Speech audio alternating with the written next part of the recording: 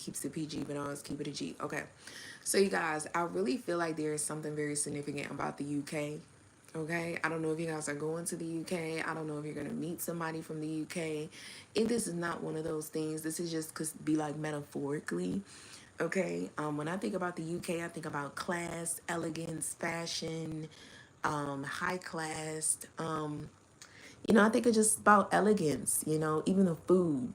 Okay, you're not gonna be eating a bunch of food. It's gonna be like, I just think of like someone putting a lot of effort into something. When you hear the UK, I mean, people that live in the UK, they're like, this shit is not all of that. But people outside of the UK, they just see fashion, amazing food, cleanliness, it's just a lot of effort is being put into something. Okay, so that could be very significant. Okay, collective. Um, I do feel there could be a situation where, hold on, collective. Let me like get into the reading. Let me look at the cards.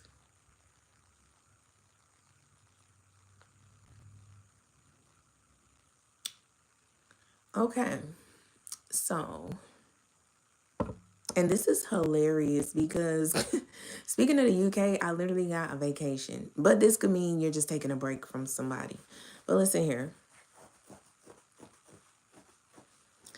So, collective, there is really something in regards to.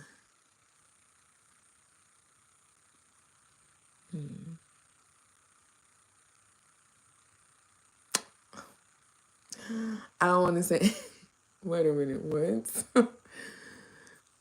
Okay, so this is a very interesting thing. Now,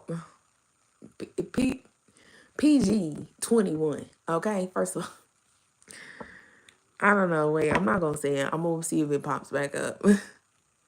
But listen here, there could be something like when you were younger. There could have been somebody you really idealized. Okay, I'm not sure. Somebody you could have idealized that you really liked. This could have been like a boy band, somebody in a boy band, I don't know, somebody in a girl band, a K-pop. Well, I don't know. Back in the day, it wasn't really K-pop. It was like, who was our Justin Bieber? I don't want to say my age, but back in the day, it was like, NSYNC, who else? Romeo, Little Bow Wow, like people like that. Okay, so you could have idealized somebody in your childhood, and I think this is going to be very significant. Maybe you're going to find somebody that's similar to someone you idealized in your childhood. I don't know if that's good or bad. Okay, but listen, um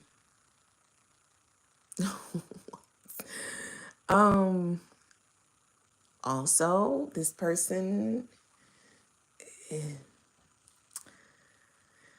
listen here.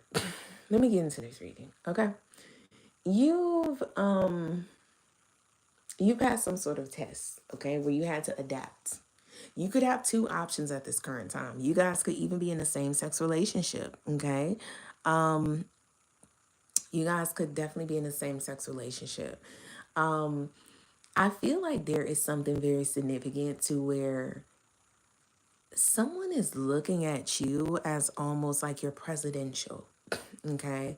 You could have two options that still want to deal with you. I kid you not. But I am going to tell you there is one of these options, and it could definitely, if you're in a same, if it's not the same sex, it's just maybe you're in a connection with a friend, you have a friendship, and you have like a lover or someone you're connected to. You're connected to two people permanently. They have to stay in your life permanently, somehow, some way. This could even be your mom. It doesn't even have to be like a same sex. It could be like your mom is like your best friend or something. But it's saying you're going to be able to mediate a situation with two people, okay, to where they don't argue, they don't see each other, they're not by each other. You're going to be able to mediate a situation and bring a calm to it, okay? Now, this is what I will say. There is one specific person who wants you to like be afraid to ask them for help. I don't ask me why. I don't know why, but there's a person like you're avenging a lot of people. They could have been dealing with somebody who you're dealing with who they make them feel bad about asking them for help. So they could be in a you could be in a the person you could be dealing with, they could have been in relationships where when their partners would ask them for help, like, hey, I have a flat tire. Hey, I need some money. Hey, can you buy me this? Can you buy me that? They will make their partner feel bad. You don't feel bad about shit. So, and this tells me everything I need to know about a man. Okay. Shout out to Nunu. Okay. But this gives me the vibe of like, y'all got this vibe. And I normally have this, I know this vibe comes off when I'm having sex with somebody. So you guys could be having sex with somebody and you're like, listen here, you have been up in my healing room. Okay. You have had my healing wand. If you think I'm going to be scared to put my hand out, you're crazy as hell. Okay. That's very sacred. It ain't too many people that's getting this. Okay. Okay. So I don't know. I feel like there's a situation where you have adapted and you have passed. Okay, I don't know. Like somebody was trying to install some fear up in you that they're used to installing fear up in other people and it just didn't work with you. Okay, simple and plain. Now this is the thing. Okay. I feel like somebody ended up rescuing you.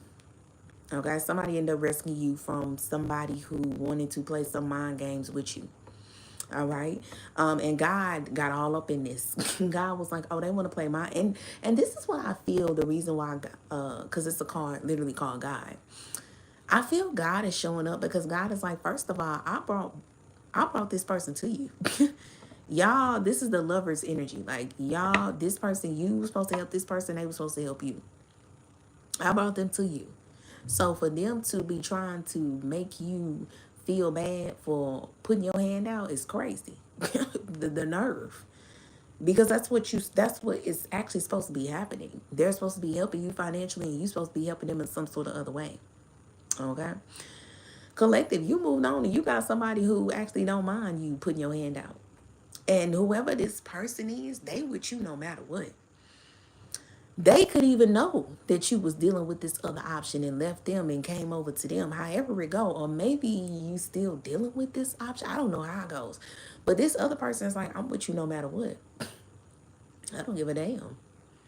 So, and that tells me everything I need to know about the collective because collective, maybe you was there for this person when they had nobody. I don't know.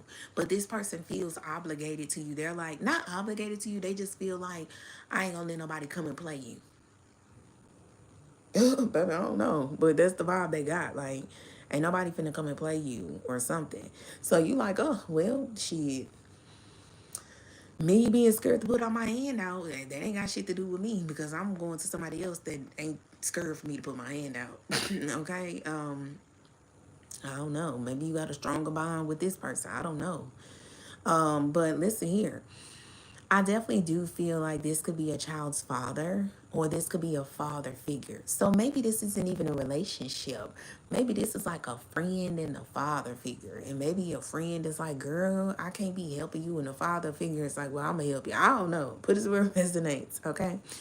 I'm reading for multiple people. So if you guys want a reading for your perspective, book a reading. Okay. But yeah, I think you're taking a break from somebody, and there's a father figure or a child's father, who is stepping up. Not only are they stepping up for you, but they're stepping up for the children. Okay, baby, this could be a child's father that's coming to you like, listen here, I'm gonna take the kids to. If this is not a kid, this could be your inner child. So, but let's say if you do have kids, it's for the people who have kids. They're like, um, I'm gonna take our child to my grandmother's house or your grandmother's house. Or maybe the child's father is like, I'm gonna watch the kid and you can go and enjoy yourself. Go do something that make you happy, okay? Go get your nails did, go get your hair did, go watch a movie, go out to eat by yourself. Just get some fucking peace to yourself, okay? If this is not that, this could be your inner child. They're like, listen here. Let's go out to an arcade game. What did you like to do when you were a kid? You like to go to the movies. Let's go to the movies. Let's go to an arcade game. Let's go ice skating. Let's go roller skating. Let's go rock climbing. It's like somebody wants to bring out somebody wants you to conquer that fear that somebody was trying to give you, and somebody was trying to make your inner child fearful. They were trying to make you be fearful of just being a big old kid. of just asking for assistance, asking for help. You know what I'm saying? They're just like, ugh, aren't you, anywho, somebody is going to give you a break from that shit and you're going to have some sort of overnight fame. I don't know what this is, but a lot of people is going to be just talking about how, okay, somebody that came in and rescued your ass, okay? Like, you is damn near Cinderella up in this bitch, okay? The conclusion to this reading is just basically saying how, yikes. Baby, you communicate with them spirits. You be communicating with your angels and your ancestors. They talk to you. They tell you what's the best move, what's not the best move, who you should be with, who you should not be with. And you rebel. And when you rebel, you actually getting the approval to rebel by God or your spiritual team. That's what people talking about too. All right. That's what's, if it's not talked about, that's just what's being shown. It's like it should be talked about, but it's just like people already have this unspoken knowing of like, yeah, they be talking to God. And God be talking back to their ass, clear as day, telling them this what you should do. I don't give a fuck what nobody feel about it. You do what I say to do because I got a plan for you. Okay? And people just don't know where to hit you because you love yourself. You ain't taking nobody bullshit. You ain't taking nothing. You ain't taking no situation that ain't unconditional. If somebody is not loving you unconditionally, you're not going to deal with them. And people don't know people don't know where to hit you because they feel like you don't put yourselves in situations where you're not being loved. You don't put yourself in situations where you're not being cared for. You don't put yourself in situations where somebody is just not unconditional. So your confidence can't be lowered. Your confidence can't be lowered. Your value can't be lowered. And most of that has to be lower for you to stop this connection with God. Okay? Because loving yourself is the best way to get a connection with God.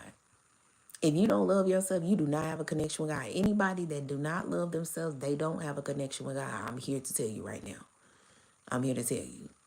It's no way they got a connection with God. The way you connect with God is by loving yourself. And God is going to make sure to test you, to make sure you love yourself before you get that connection with him. Because if you don't love yourself, then you don't really love him. And he gonna know because he's gonna give you tests and the motherfuckers is gonna be flunking them. And that's how he gonna know, you don't love yourself enough. So I know you don't love me. Because in order to love God, you gotta love thyself. Because if we are God's children, we have a part of God within us. So if you don't love yourself, you basically telling God, I don't love you. That's like a mama, their child saying that they hate how they look. Do you know mamas, they don't see no imperfections in their child? So if you if your child tell you, I don't like this about myself, I don't like, you know how mamas get pissed? Parents get pissed. At least the ones that love their child. Mamas, dads, they were like, what the fuck is you talking about? You are so beautiful. What the fuck? Why are you letting people make you think you're not beautiful? Why are you making people think you're not worthy to be loved? What the fuck is your part? You ain't know. Let my child come up to me talking about, Mama, I don't like this about myself. I don't like that about myself. I ain't gonna lie. I will be understanding. But if it's some shit like, Mama, this person said that I'm ugly. Girl, what? Girl, be fucking for real. Like,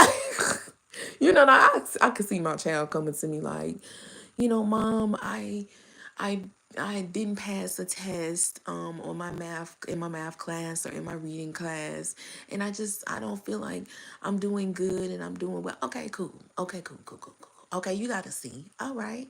You just got to study more, baby. That's okay. That's okay. You're not dumb. You just got to study more. But if my child come to me like, Mama, somebody said I'm ugly, girl, get up out my face.